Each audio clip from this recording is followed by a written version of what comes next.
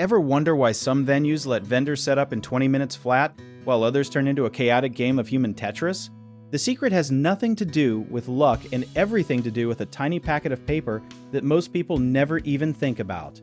A good onboarding packet is basically a cheat code for showing up somewhere new and not looking lost. Instead of texting the venue manager 9 times asking where the outlets are, you just open a page and boom, you know everything. Let's start with contacts because this is where most vendors mess up first. You do not need 12 names and a phone tree that looks like a family reunion seating chart. You need 3 people max: the day of contact, the loading dock person, and whoever holds the keys if something goes sideways. Think of it like emergency contacts on a school form. Nobody wants to fill it out, but everybody is thankful when it actually works. If your packet has a name with no phone number attached, that is not a contact. That is a ghost. Now let's talk plugin maps, which sound fancy but are really just a drawing that says power goes here and not there. You would be shocked how many vendors show up with a 2,000-watt espresso machine and plug it into an outlet that can barely handle a phone charger. A plug-in map saves you from becoming the villain who trips a breaker during someone's wedding toast.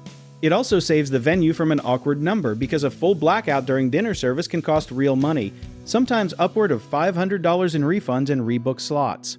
Here's a fun twist. Most venues host the same 50 vendors over and over throughout the year, so this packet is not a one-time favor. It is basically a subscription service for smoothness. Once you build it well, you barely touch it again except for small updates. Preferred arrival times are the next piece, and this is where people confuse being early with being helpful. Showing up at 6 in the morning for a 2 o'clock event does not make you dedicated. It makes you the person standing awkwardly in a parking lot while staff are still unloading chairs. The trick is syncing your arrival with the venue's actual rhythm, not your own anxiety schedule. A packet that says arrive 90 minutes before doors open is doing you a favor because it tells you exactly how much runway you get without becoming furniture. Let's bust a myth real quick, because a lot of vendors think a thick binder equals professionalism. In reality, nobody wants to flip through 20 pages before a truck even gets unloaded. The goal is 1 page, maybe 2, something you could read while waiting for a red light to change.